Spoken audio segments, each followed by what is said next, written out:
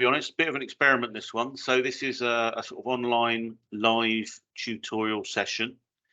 So the idea is that you've got the model, you've got the PowerPoint, and Mark is going to go through that with you. I guess, well, we haven't really discussed it, Mark, but I don't want to say leave questions to the end, because it's supposed to be an interactive session. But yeah, I guess we keep it open. If you can keep your mics on mute while you don't want to talk, that'll probably help. You know, if it doesn't work out, or you can't keep up for whatever reason, we're going to follow this up with you know, further support and further sessions. So don't panic. This is just our first stab at it, and you know, hopefully it will work. So on that note, I'm going to be quiet and pass over to our expert for the day, Mr. Mark Sharples. Thanks, Matt. As Matt was saying, this is a bit of an experiment. So what I've done is, in advance, is obviously I've sent you a part so you can read it in, and I've also tried to document a script so you could follow that through, you know, in your own time at a later date. But the idea is that I'll work through that as part of the session. You can, you know, I'll try and go through slowly, explain what's happening, so you can try and follow it through. But you've already got that material, so if you do want to do it offline, you can kind of revisit. I'm also going through a PowerPoint, which is, again, got some other explanation material that'll go around it. Again, I've sent that to you as what I termed a handout. So from that, you know, you've got, you know, all of the slides, all of the information that I'm working through. So hopefully, you know, you should be able to make notes that on things that are useful to you. But again, if you have any questions or anything that comes up as we go through it, then, as Matt says, you know, let's you know, let me know, and we can try and answer it as we go. Let me just share my screen, and I'll show you the PowerPoint we can use. Can everybody see that okay? Yep. Yeah, I haven't gone into presenter mode just because I'm going to kind of jump between that and the software. So I just wanted to sort of leave it in this mode so we can easily jump between one thing and another. So as the title suggests, what we want to do really is get into fundamentals of FEA. So this is not intended to show you every part of simulation that you can do.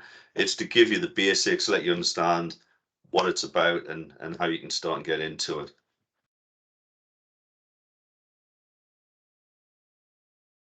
As Matt introduced me, I'm Mark Sharples from OnePLM. So I've used CE tools for a number of years. So hopefully any questions that you have on either kinds of solution that you would like to do, or any sort of experience that you might want to tap into, then I'm available to help you, along with some of the other CE specialists at OnePLM. So this is sort of a slide to try and explain what we're going to try and get from the session. So hopefully we'll get an understanding of what FEA is, finite element analysis. You know, how you use it in Simcenter. It's called Simcenter 3D, but it also can be accessed within NX, or you can run Simcenter, and hopefully I'll try and explain the different ways of accessing it.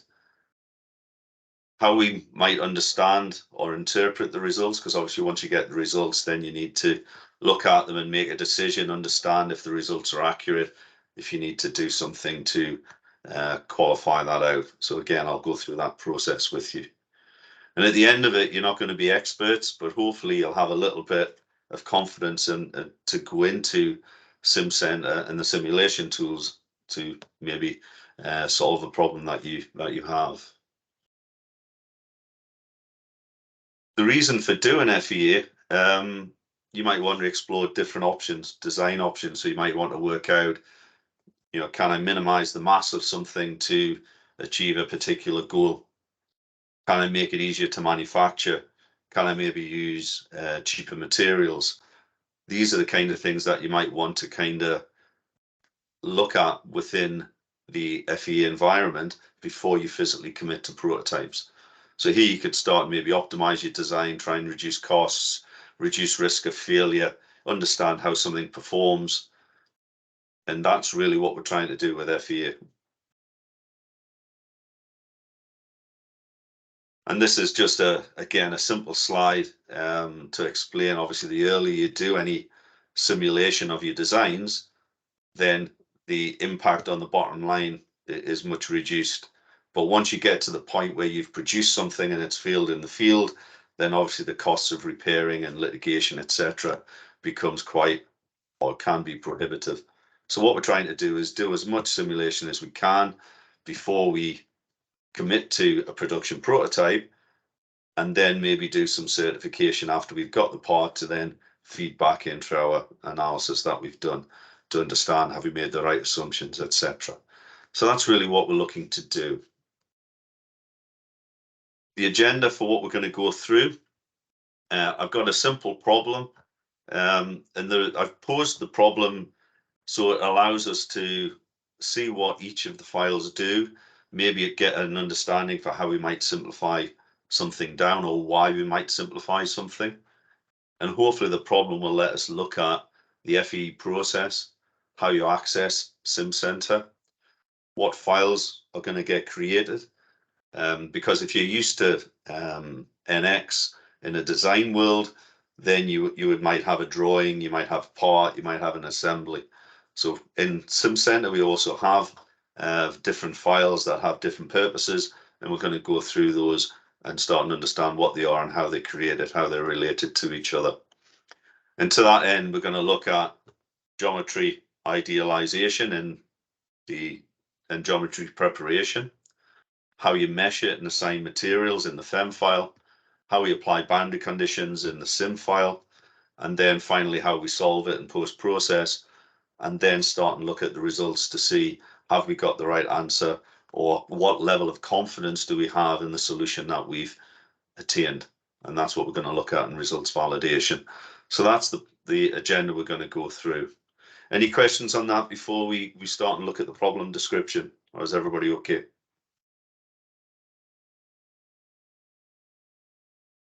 Yeah, okay. Everybody all right? Okay. Yeah.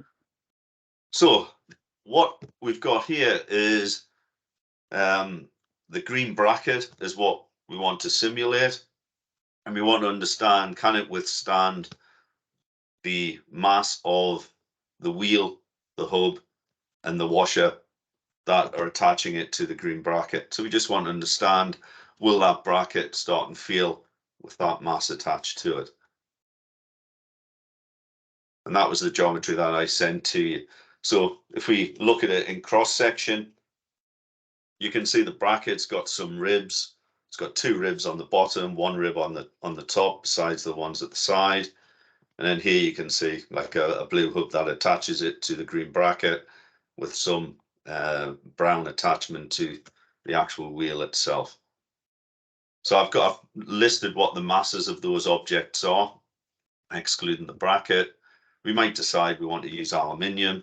Again, we could choose what grade we want to use. We might use an aluminium bracket that may be cheaper because it's got a lot lower yield, or we might choose a high yield aluminium bracket. Again, that's kind of for us to decide as we go through the process.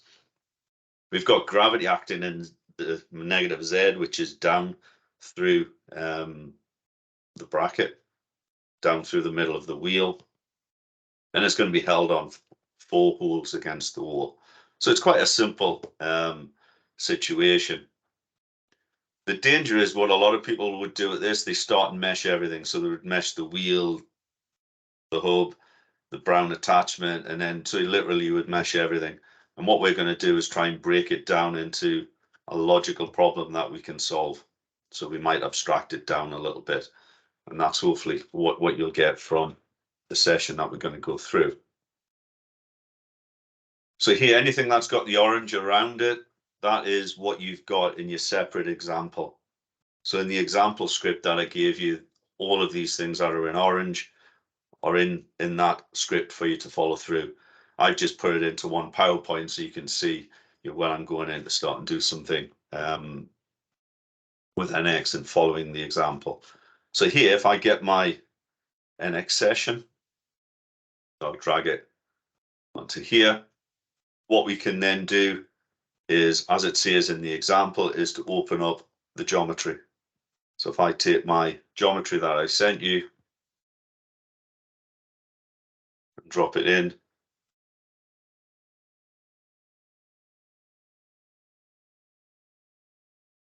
then you get the geometry here.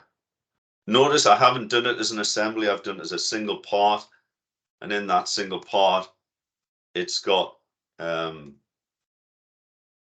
solid bodies inside that geometry. I did have history to it originally, but I exported it and read it into an earlier version of NX. So this was originally done in NX 12, so it means everybody, that's why I wanted to find out what version you had. So it means you can all read this in without, because all of these files are forward compatible, but not backward compatible unless you put it out as a parasolid file. So the part I sent you, all of you can read it in. You don't need to worry about trying to convert it to parasolid to then try and read it in. So this is the geometry that we've got. If you go into the view, you can put a clip section on it. So it's got a clip section, and you can see we've got a plane. So in here, you've pretty much got what you would all be used to if you've used NX before as an environment. So that's the first stage of the example, is to read that geometry in, as we've done here.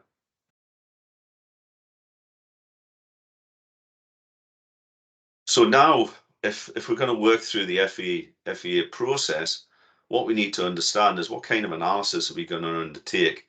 Is it going to be trying to find the natural frequency? Is it going to be a nonlinear analysis? Is it going to be a thermal, a flow? What kind of analysis are we going to try and simulate? What confidence do we have in the input data? So if we're using a very unusual material, like a plastic material, have we got the appropriate material properties, input data for that material that we might be looking at? So these are what we kind of consider at the beginning.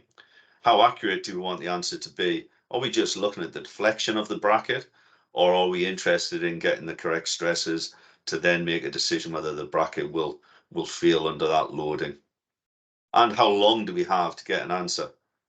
So if you've got to do something in a couple of hours, then you may well take a different approach to if you've got 2 or 3 weeks to get a result out. Because if you've got that period of time, then you might look at doing a whole lot of design what ifs, in which case you'd structure your model in the way you approach it, and maybe a different way to what you would do if you were just trying to get a quick answer out to make a decision on what you might want to put to manufacture, for example.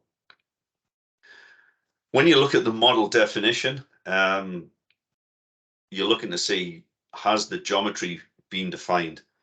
So if I was looking this really early in the phase of the design, maybe there isn't a bracket, maybe somebody's designing the bracket while I'm thinking of what simulation I want to do. So sometimes you're just waiting to see when the geometry is appropriate for you to take it and start and work with it. But you would need some geometry in the process we're going to work through. You can also work in other ways within Simcenter, where you could work with mesh only and more complex specific simulation workflows. But what we're going to do here is taking some geometry and take it through to a solution.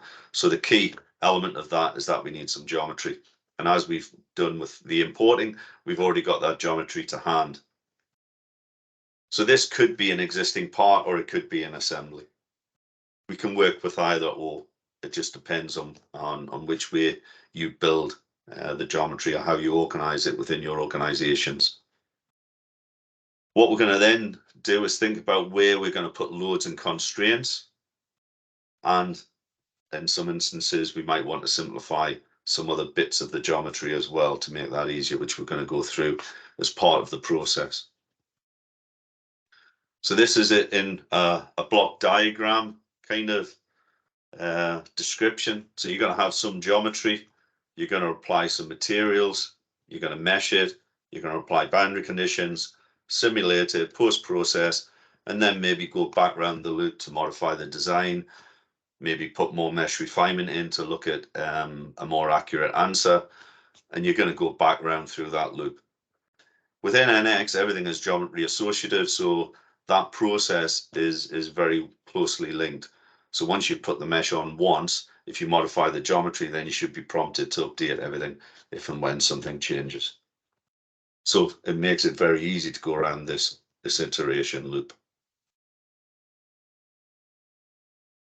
How would you access Simcenter simulation? And I've been talking about NX in the first part of the session, but we also have a specific application which is called Simcenter. So you could run Simcenter as an icon instead of running NX, and if you do, then what you'll see is you would only have simulation and design. You wouldn't have all of mechanical routing, electrical routing, mold and die, vehicle analysis, manufacturing, etc. So this is something that is streamlined only for simulation. I don't know how everybody's accessing it. Back at your office, do you use NX or do you use Simcenter? I use Usually it through through an NX. X. Okay, I mean, I tend to do it all through NX, but some people do use Simcenter. The only difference you would notice is that some of the icons won't be present, you know, from the script that I sent you. Just for clarification, really. I also put on 2 versions of NX. So one of them was NX 12. The other one was a later version. Again, just to give you a feel for how these ribbon bars might have changed from an earlier release to a later release.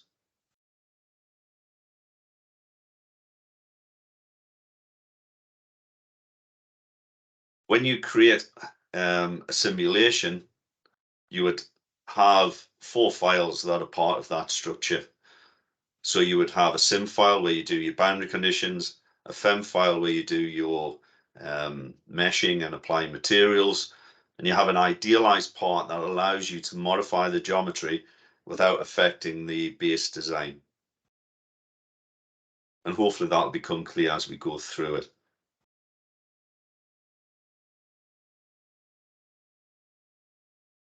So here what I've done is I've just took some grabs to say, well, how would you go ahead and create a FEM and a simulation? So once you've gone application pre-post, you'll then get a ribbon bar that's specific to simulation. And then if you pull down from the left in context, you've got options to create a FEM and a sim, a FEM on its own, an idealized part, etc. So what I'm going to do is take you through the process of doing it. I'm going to do it by creating the FEM on its own and then doing the simulation. It just makes it easier for me to explain what's happening as you go through it. As time goes on, you might just go ahead straight away and create a FEM and sim without doing it piecewise, which is the way I do it in the example. Okay, so what we want to do now is go into application, simulation, pre-post, and then create a new FEM. So if I show you how we do that. So here we go, application. At the top, you can see all of the different kinds of applications that you can go into. Within simulation, we want pre-post, which we can select.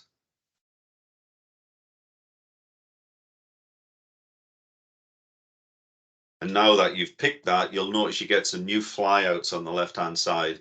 So above assembly, we've now got plotting, post-processing, and a simulation navigator. On your machines, by default, I think this simulation file view is minimized. I always open it up because it's quite a useful way to see what's going on and navigate the structure. So you probably want to open that up. So what I said to do in the example was to create a new FEM. So here I would come, I'm going to create a new FEM.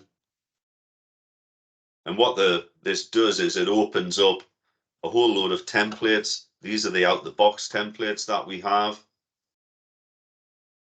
and you can decide where you want to save them to.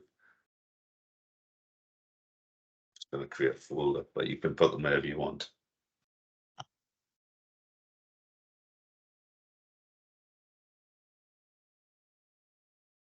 So what the software does is opens up an applet for us to fill in. So here it's saying I'm attaching it to your geometry. And we've got some options that we want to populate from the form. So in here, what I've said is ensure you've got the idealized part ticked on. We're going to set the bodies to use here to none.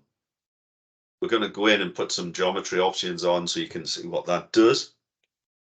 And here we're going to select Nastran and structural because that's what we're going to try and do. So let me show how you would do that.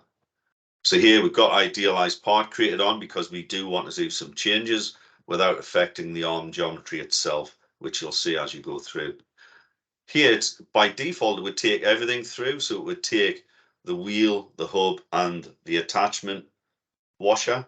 But I only want to simulate the bracket. So here, I didn't want to take the default of all visible, so I'm going to set it to be none. If I come into geometry options, by default, it won't take sketches or anything through from CAD. It will only take through solid bodies or sheet bodies. So here I'm just going to switch everything on. I've set it to be Nastran, but we've got other solvers and flavors we could flavor it for, as we've got other kinds of simulation we can flavor. So we're going to do Simcenter, Nastran, and structural. So when I OK that, what you'll notice is in the screen here, I'm in the FEM file, and notice I've got no geometry. That's because I said none. So I said I don't want to take any of the geometry through to the FEM file. So what you'll see here is there's no geometry in the FEM. That's because we said none. So what I want to do now is double click on the idealized part here where you want to make that the display and the work. So here you go to the idealized part and you can double click it.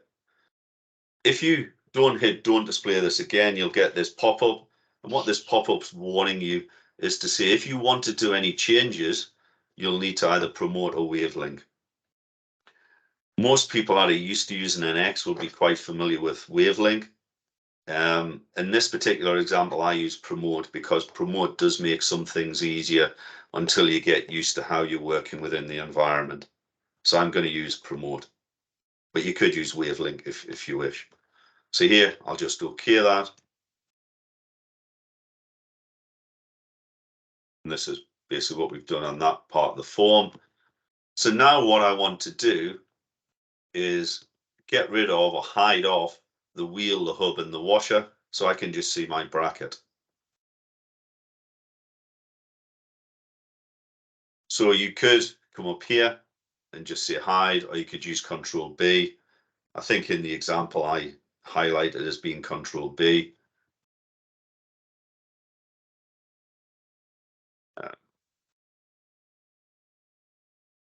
Yeah, so here I see a Control B to set the filter to hide it. So again, if you're used to an X, this will not be unusual to you. So if I did Control B, that allows me to hide. Here, if I just went there, it would hide everything because all of my parts, all of my geometry are in one part.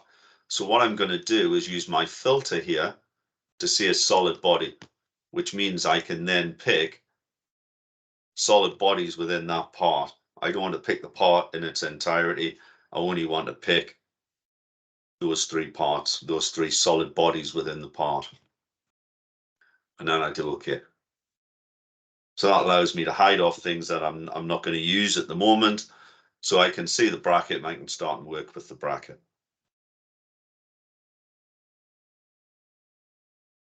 Which is kind of where we are in this part of the example. So the next thing I want to do is start and get rid of features that maybe are not going to affect my answer, but they might put up the solution time, or they might just add complexity that I don't really require. So in this instance, we've got OnePLM stamped onto it onto our bracket, but that's not really going to do anything for us from a structural strength point of view, but it would start and take some meshing effort to mesh that part of it. So what I'm going to do is I'm going to get rid of that embossing. And I'm just going to show you how we do that. And we would do this in the idealized part. So here, as you go along in pre-post in the idealized part, you'll see these icons will change. So if I was in a FEM, you'd see things related to the FEM. If I was in the SIM, you would see things related to the SIM. So here, the logic is I need to have done this before I can split bodies or do any simplification, because I need to have wavelinked or promoted first. Remember, that's what the warning came up and told us when we created the FEM file. So I'm going to do a promotion, because if I don't, and I go in here and say I want to delete, notice it won't pick anything on the screen because there's no geometry within my idealized part. The geometry sits within the arm geometry. So I need to promote it so then I can work with it. So here I can do promote, pick the body like so. And if I look into the part history, you can see I've now got my promoted body. Sorry, quickly. I've only got wavelength in that start tab. Up I here, haven't got promote. Yes. is it listed under here? Do you have? No. Just says wave and then reset group. Right, okay. You can do it with wavelength. The only thing that'll happen with a wavelength is you might get duplicate entities going forward into the FEM file unless you manage it. Yeah, so do it with wavelength. Okay. What version of software are you running to? 1953, I think. All right, 1953, it would have definitely been there. So promote would definitely have been there within the pre-post up here. See if I can add it back to that menu. Yeah, I mean, you could search up here for the command. So you could search here for promote. Right, yeah, there we go. Cool. Yeah, Thank you. and that will find the command. See, these bars at the top, you can flavor them and customize them to your own, you know, to your heart's content. So if you don't have the command, it should be there in that release. Cheers. Is that all right? Yeah, all good. Yeah. Okay. So we've got the promotion. So now, if I say I want to do a delete, I can now go ahead and pick under here. I've got, I'm looking for faces, and I can change what kind of faces I'm looking for, whether I'm looking for pockets or ribs or bosses or whatever, using the smart filter. If I just see a single face, what I can do is view it side on and then FEA it, and then just drag a box over the OnePLM like so. Yeah. And then if I show the result, it'll show you it's going to remove it. Now I can see, okay, and now that's it gone. And if you look in your part history, we've got delete face here, which we could right click and suppress, which means we can get it back. So it's very much, it's just the same as what you would get in a CAD part, where you can suppress and unsuppress features within the history. So here, I'm unsuppressing it, so I've got rid of that particular feature. Is everybody okay with that and that concept? Yeah. Yeah. If I double click the arm geometry here, notice my baseline design part is still, everything is there and as it was. When I come into my idealized part, then my bracket isn't the same because obviously I took the embossing off.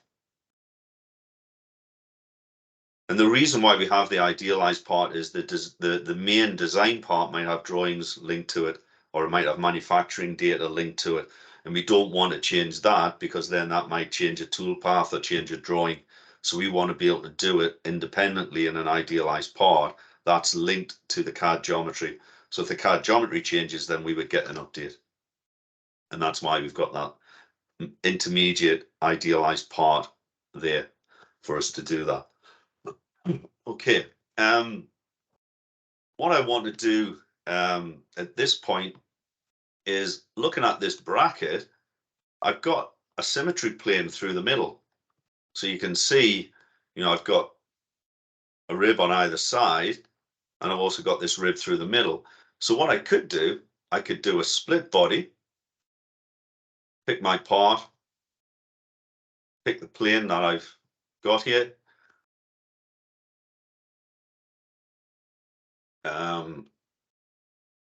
And do something with it, but it's not. So what I might end up doing is promoting so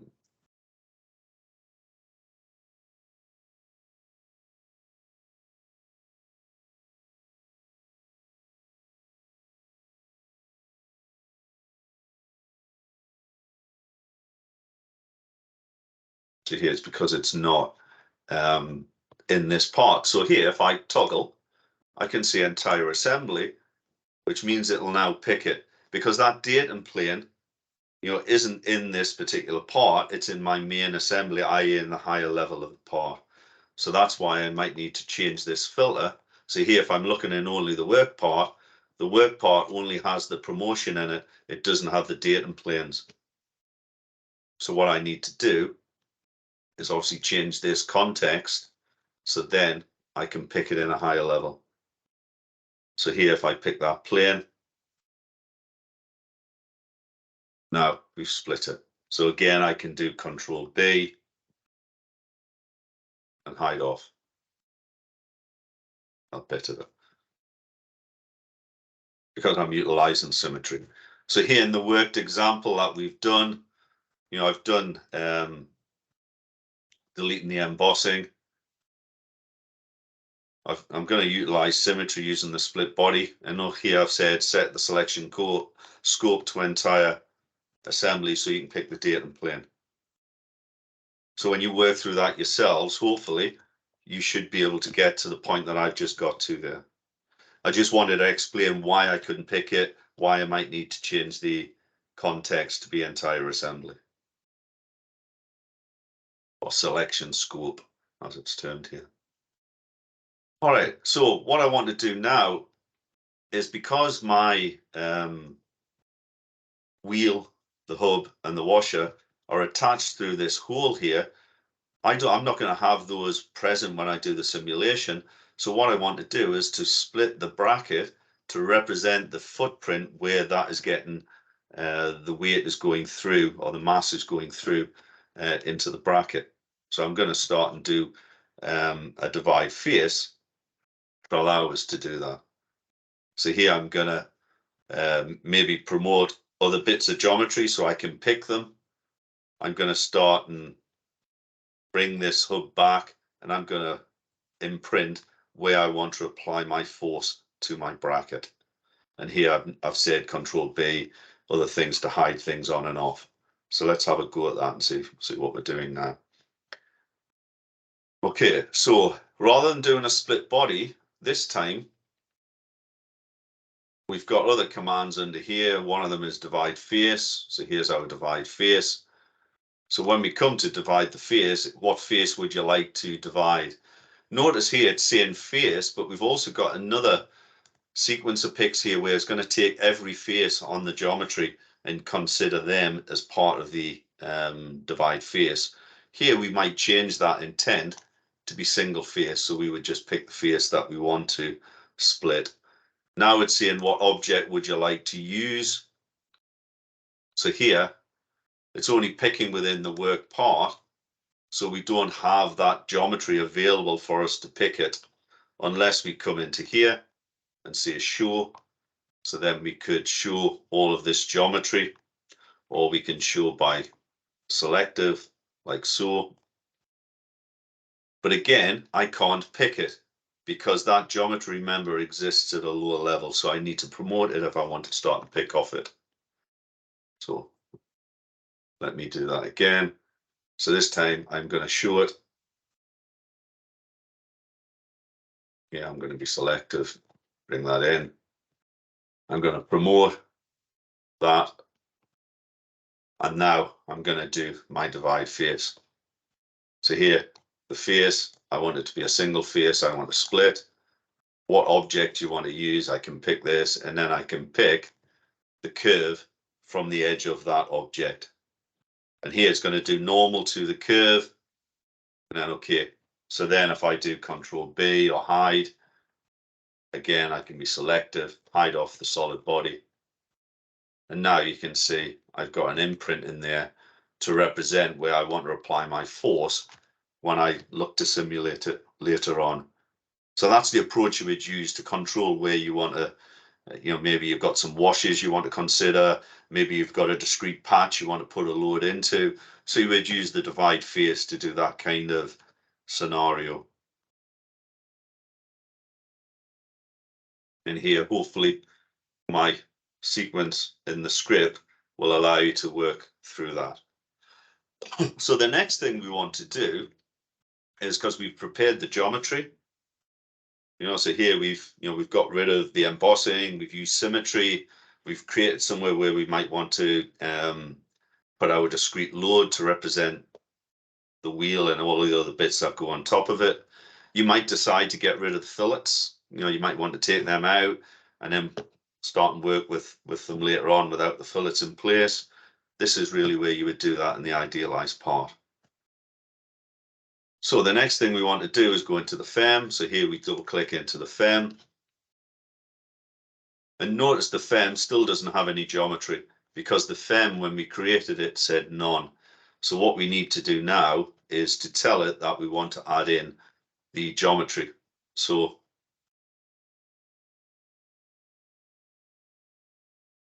I think what I do here, first of all, actually I create a sim file. So let me create a sim file so it's in the same order as what you do. So here, when we're in the FEM, notice in context, the only things that can be attached to a FEM are a sim. You can't create an idealized part or a FEM because they sit lower down in the tree. The only thing above a FEM is a sim. So here we can only create a sim file. We're going to do it for Nastran.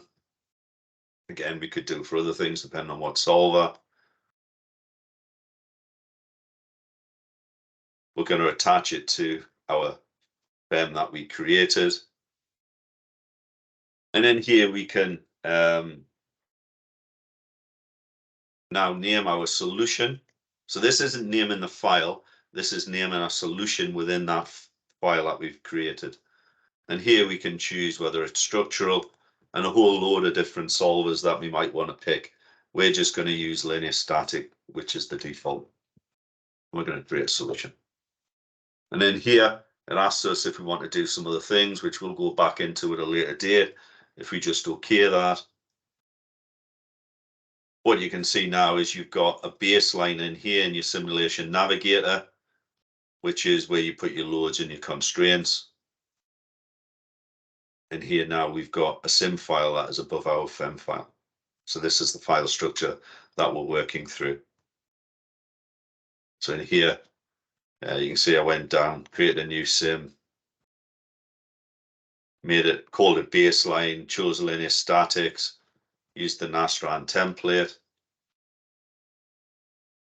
And then you'll see, the baseline or the solution that I created is here within my sim file at the top. Any questions around what I've done so far? Is everybody okay with that? So you've got the two. Yeah. Yeah, so I've got like the base design, the idealized part, the FEM, and then finally the sim file. And you've seen what we do in the idealized part. We get rid of embossing, use symmetry, split the geometry up, etc. That's what we do in the idealized. But now you can see we've got the FEM in the sim file. And in the sim file, you can decide what kind of simulation you want to do. And in this case, we're doing linear statics. Okay. So once we've done our geometry abstraction, geometry idealization, by getting rid of the embossing and other features that we want to get rid of, then the next thing for us to do is to start and create the mesh. And what a mesh is something that divides the geometry into nodes and elements. And those nodes and elements, we attach material properties to them. And then when we do the solution, it uses those material properties to calculate the deflection and the stresses of the material that or the problem that we're trying to solve. Obviously, if I could put an infinite number of nodes and elements into the structure, then I would get a more accurate answer than if I only had a small number of nodes and elements. Obviously, the more you put in, the more you can capture the structure, the better you can maybe get the result, but then the longer the solution time will take. So there's a bit of a balance between how many nodes and elements you put in against solution time against accuracy. So let me go through that part of it now.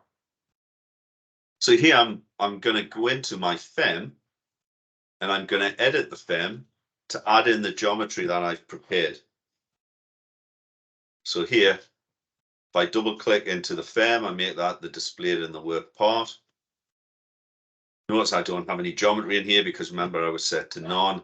So here I can right click, edit, and I can decide which I want to bring in. So here I can just pick whatever body I want to bring. Notice here it's not picking anything because it's set to sheet body. If I said no selection filter, then it would select sheet bodies or solid bodies. So here I obviously just pick a solid body and then OK.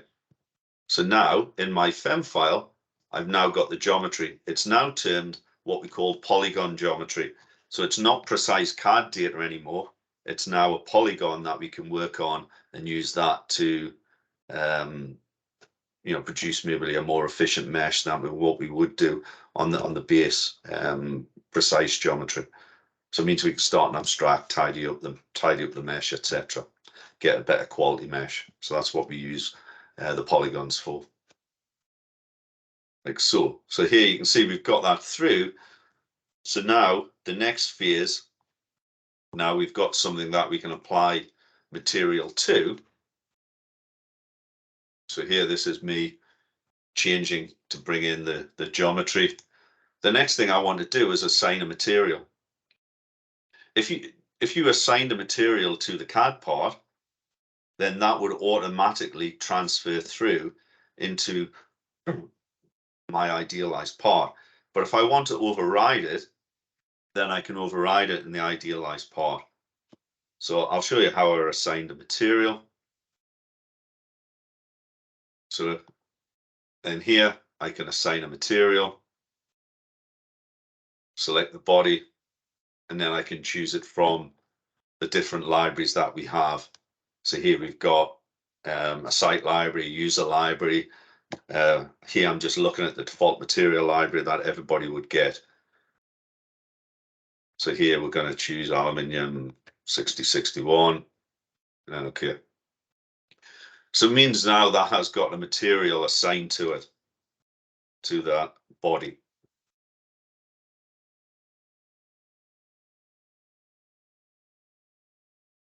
The next thing we're now going to do is go ahead and put a mesh onto it.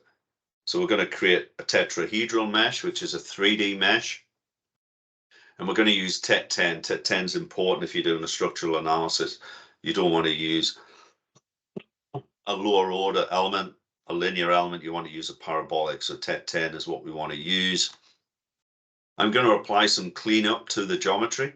So I mentioned that this is a polygon. We can set the level of cleanup and what the shortest edge size we need is. The default is 10%.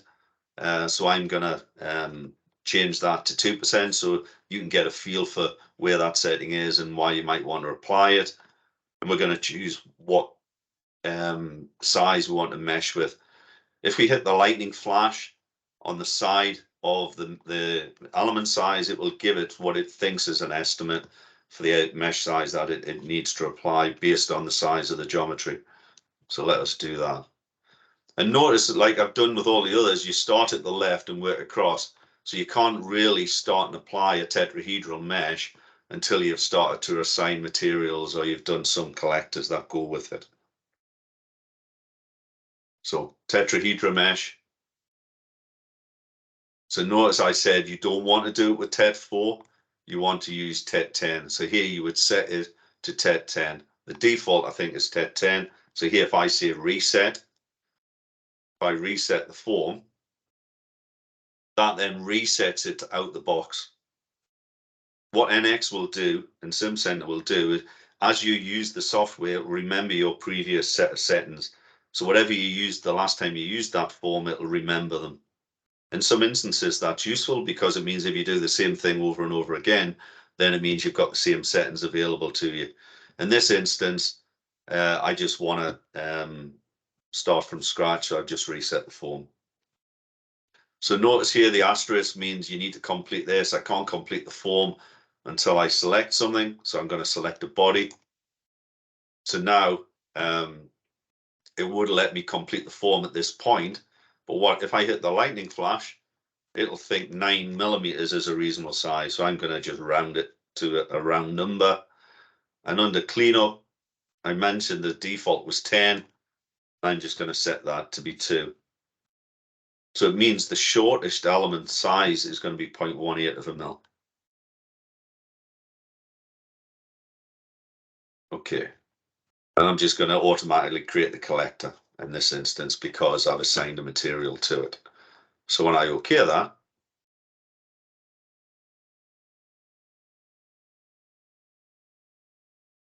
NX goes away and meshes it. So let me just hide off this. So here you can sort of highlight with your right click and hide it as well. So there's many ways you can hide off bits of geometry you're not interested in. But notice why I split it here to represent where the wheel and that structure attaches to my bracket. My mesh has aligned to that split that I put into the geometry. And obviously that's important because you want to control exactly where you're applying your loads or restraints. You want to have mesh that aligns to it. And that's one of the reasons why you start to split it up. Because if I hadn't, I wouldn't have a nice logical patch to put my load onto. Okay, so here you can see I've got my mesh. So the next thing we want to do is take that into apply boundary conditions to it. So we want to take it in and apply loads and constraints and then solve it and then start and look into what the results are. And that's what we're going to do next. So here, if we're going to put boundary conditions on, when you're in here, notice all of these commands at the top are about meshing. You know, so creating 3D meshes, 2D meshes, connecting bits of geometry together. There's no options up here to allow me to apply any boundary conditions. That's because I'm in a FEM file. And the FEM file will only let me do those functions at the top. So to apply boundary conditions, I need to double click or make this one active. Again, if I don't want to play it on, I can hide that off as well if I want.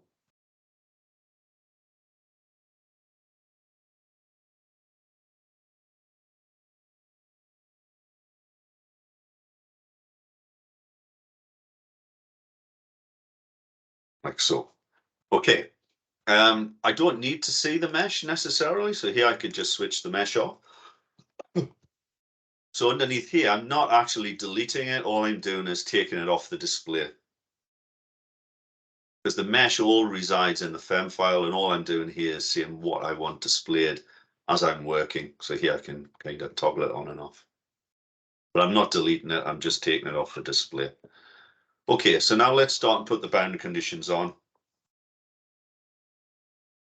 So these two holes here, I'm going to have a bolt in that hole. So what I might want to do is use a cylindrical constraint.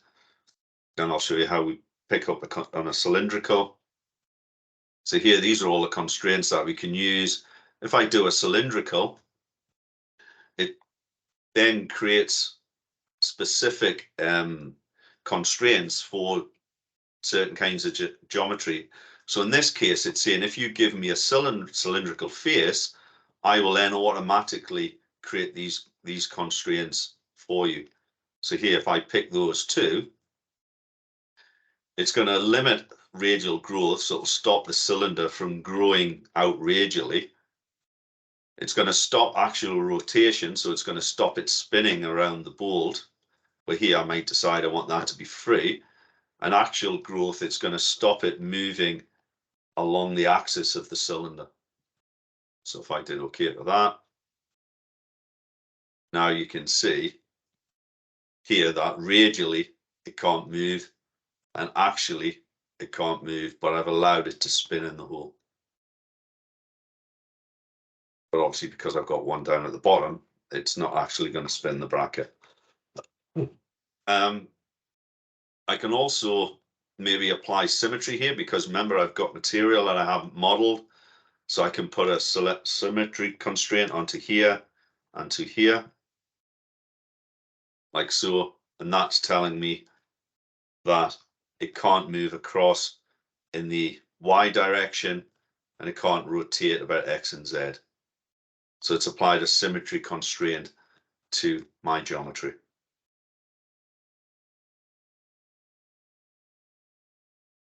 Okay.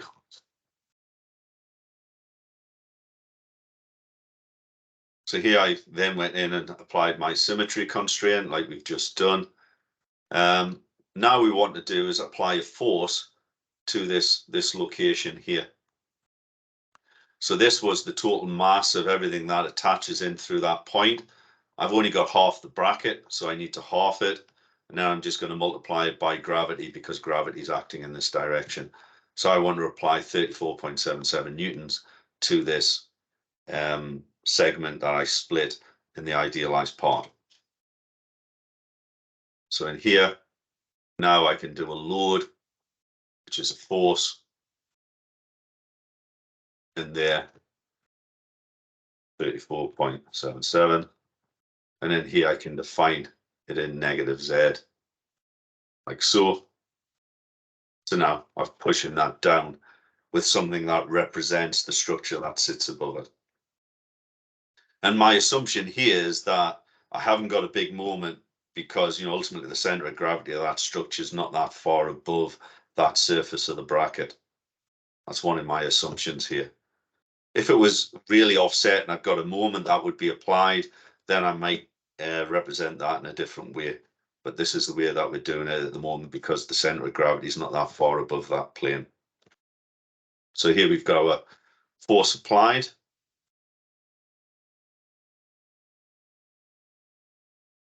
And now we're going to do solution solve.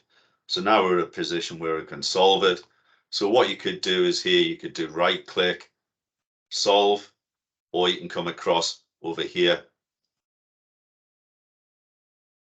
and solve it, whichever way you wish to do it. So here we're just going to go ahead and solve. So hit OK. It writes out our problem, goes ahead and solves it. I'm not going to read the messages. And if we look under results, we should see a result now. So I double click on the result, then I can look at the deflection of my bracket.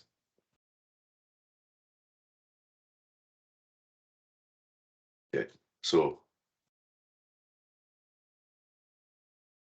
the next step that we're going to do is we're going to go in and look at post-processing it. You know, does the deformation look correct?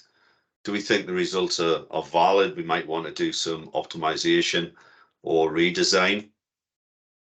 So in here, we can go in and look at the result and see maybe what errors we've got in the mesh, because we're going to get some averaging effects that, you know, might be causing us to get an incorrect answer. So we're going to start and look at that. So here, if you've got no combination, you know, you might see a different result if you have things combined. And we'll see that as we go through the process. So here, we've got our result. Let me just look at different things that we can do with it. So here you've got the deformation. By default, it's 10% of the model size. So although we've only got 0.04 millimeters deflection, it works out what size this is and equates 0.0494 to 10% of that. And that's why we see it like this. If we do scale 1 to 1, then you'll notice that, you know, that deflection is relatively negligible. Where here, if we do it at 10%, then it's exaggerated so we can see it. We can animate it like so. You've got all of the mesh displayed here, but what you can do is you can do a feature display where it hides off the mesh, so maybe gives you a better looking display. You can also do it as banded, so you can see a result here as if it was banded.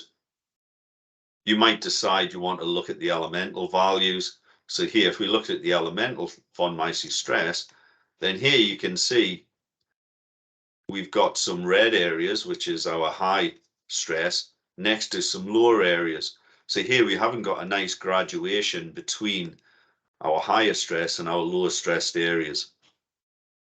And that might be an indication that we haven't got enough refinement in the model to accurately define the stresses in certain areas of the bracket.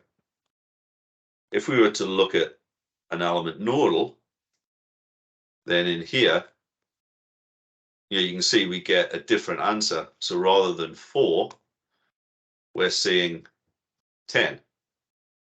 Because in here, we've got more information with the element nodal than we have with the elemental. The elemental has got a value painted at the center of the element. The element nodal has got other values that it's using to do the interpolation between one element and another. But by looking at this, I can tell that I haven't got nice contouring, so the chances are I haven't got sufficient mesh to get the right answer. And that's what we're going to start and think about next.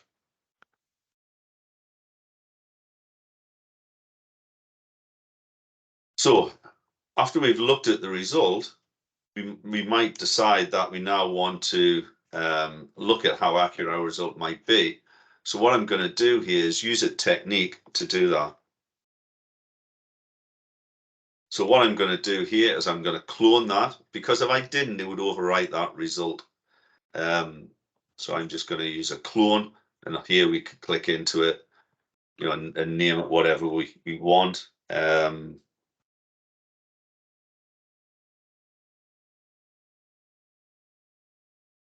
Call it whatever you want. And in the example, I copy it, but like so. I want to edit the case control, and I want to add strain on. So let me show you how you would do that. So here you would right click, edit. You can go into case control, output requests. We can edit it. And here we can say A4101, and that'll cut the list down to what you can do for this particular solver. And we want to add the strain on, and we want to enable it. You can set a customer default that will recover this every time you do the solution. The default is not to have it on. I'm putting it on so you can see what that effect would be. So let me okay that. So here we do the solution like we did before.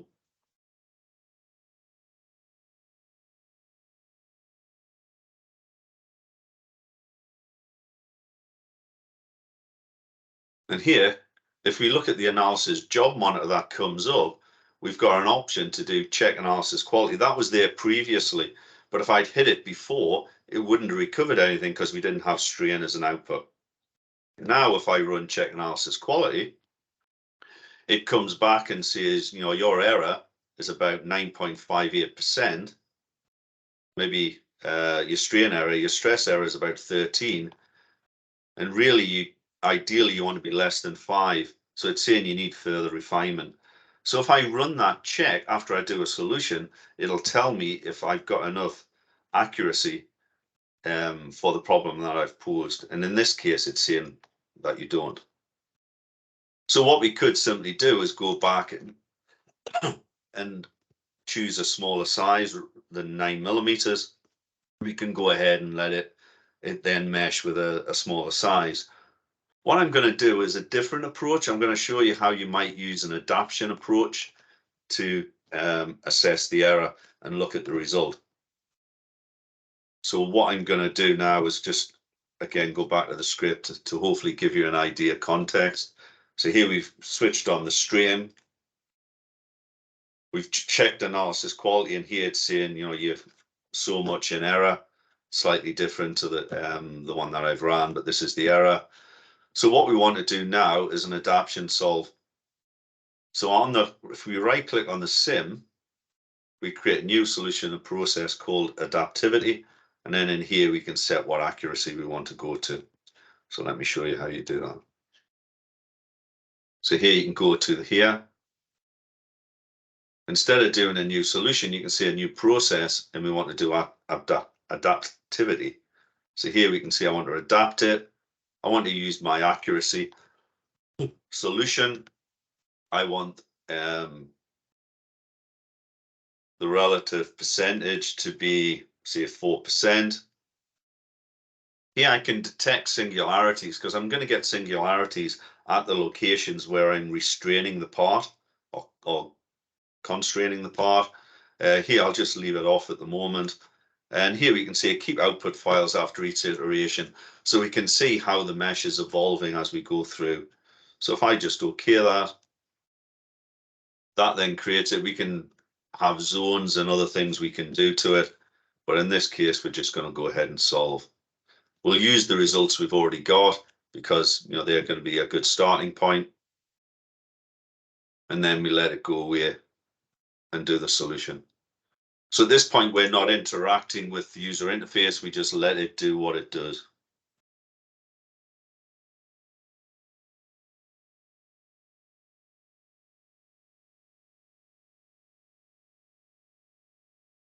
So here it's solving Nastran, looking at the error and working through the adaptation. So here it's saying, you know, your error now is 3%, it's less than 4. So if we wanted to see what that mesh looks like now, if I switch on the mesh, you can see where it's changed the refinement in areas where it felt it needed more calculation points. And here it also did it around where I've restrained it. If I switched off singularities, if I switched on singularity detection, then it might not have done it around these constraints. So here you can see where it's starting to put more refinement in to get a more accurate answer. And this, as an output, would give us where the, you know, where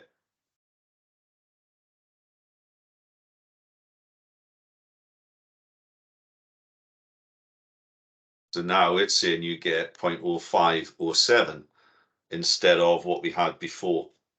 So if we look in here, you know, we're going through the process. So our deflection has only changed by, you know, a very, very small amount by putting more mesh in. So one of the things to notice, if you just wanted to get the right deflection, you could probably do it with a relatively crude mesh, and that would give you a fair estimate of the deflection. If you were more interested in stress, then you would see you would get a difference to the stress values by increasing the mesh refinement. So here, if we just switch off so, and we put on the elemental, so now in here, you can see even with the elemental, we've got a much better looking representation. It's now saying, you know, our values are a bit different. If you do it in here, then it's showing you, but our high stresses are around where we've held it. And that is going to always be the case because that's where you're holding it and everything is reacting and going through that point. So you might want to then change the scaling to allow you to see where the stresses are in your part. So here I could change the legend, specify it and say, you know, I might want to be interested up to 8 MPa. So now I can start and see, you know, where the stresses are in my part a little bit more accurately. So that'll give me an idea of where the stress is in the part. But remember, the stress yield for this component with 6061 was something like 240. So here we've got quite a big safety margin on that value. But here we can see, you know, where our stresses are. So what might I decide to do in this instance is then start and take out some features to see, well, how much material can we take out to maybe give us a cheaper component, but we can still meet our criterion, or we might decide to use a different material. And that's kind of what we would get from the simulation that we've worked through. But notice the stress values that, you know, they've gone from sort of 4 to 11 if you looked at just the element center, just by putting in more refinement. So generally you would need a much finer mesh to get a more accurate stress representation. To get an accurate displacement, you could do that with a relatively crude mesh. I think the last thing that I did in here is I mirrored the display. So I don't know how often you've used it, but you can go in and mirror the display for to make it look a bit more, you know, easier for reporting, perhaps. So here you could do view, operation, mirror the display, but you can set the mirror plane. So here I can move that mirror plane, just eyeball it to where I want it to go. So, and now if I do a view, operation, and switch on mirror display, then I can visualize that. And if I go into my result,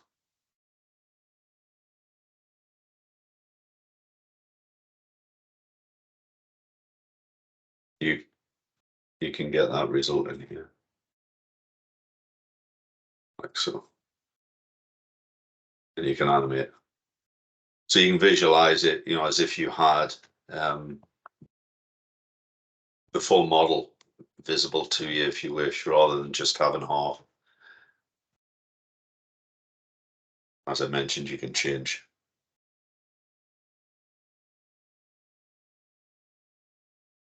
those stress levels to see what you get in which part of the bracket, like so.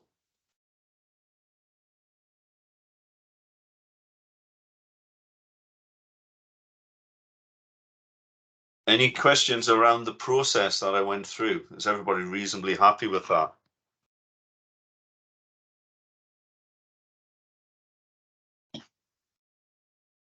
Yeah, it's really good.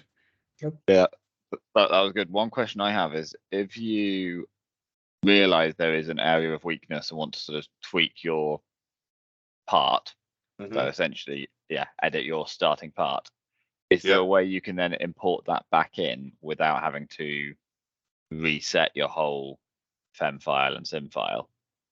Yes. Let me. It's probably worth showing you that. Should be very quick to do. I'll just take the mirror display off here.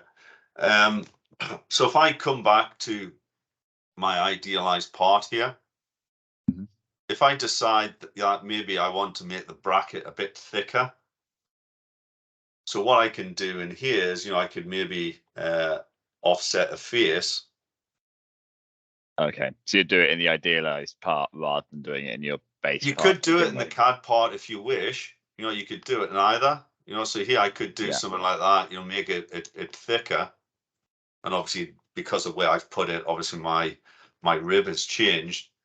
When I come into my FEM file, notice now it's showing that it looks different. So here I can then hit update, and then updates the mesh. Brilliant.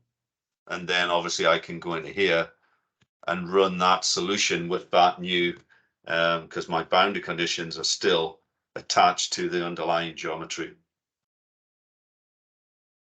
You could do it either or. You could go back to the CAD part and change it if you've got it in the history, and then because you've done the promotion, everything else then will replay. Or you can use that what if scenario within your idealized part. So you could do a whole lot of what ifs, but not change the design part. That's really helpful. Thank you. Yeah. And now you've got that. If you went back to here you've got it in the part history. So it means now if I want to do an optimization run, I could optimize on that offset parameter that I've just defined. So I can say, you know, like vary all of these parameters to minimize mass to give me a set deflection of the bracket. And I can use that parameter as part of that process. So it's all embedded together, really. That's the beauty of it. You know, it's not a separate system. It's just fully embedded like you would do, you know, parts to drawings, parts to CAM, etc.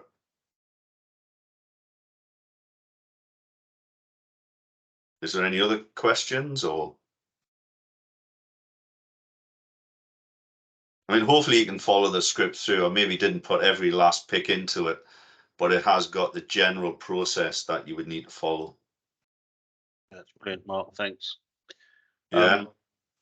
But for everyone that's on the non-linear course next week, we'll continue where we left off with this same model. So yeah, if you want to save it as it is and keep it ready to go, that would be great. Because what we'll do with it next week is we'll look at, you know, artificially setting the force so that, you know, we're into the nonlinear region, maybe got large deflection. So we'll start and look at what those simulations mean and how it might change the way we approach it. And that's what we'll do next week. So if you can, you know, work through it, that's good. If you've got it yourself, if not, I can supply that starting point. We'll work out the best way to do that. Well, yeah. Thanks, Yeah, Mark. That's great. problem. Cheers, Mark. Thanks. Thanks. Any Thank you. questions, obviously just route them through either myself or Matt and we'll try and answer them for you. Yeah, and if anyone didn't follow that and doesn't want to speak up now, just come back to us and we'll run through it again with you. And anything we can do to help get you using it. Thanks, everyone. Thank you. Thanks. Yes. Okay. Thank Good. you. Bye. Cheers. Bye. Thank you. Thank you. Bye. Cheers.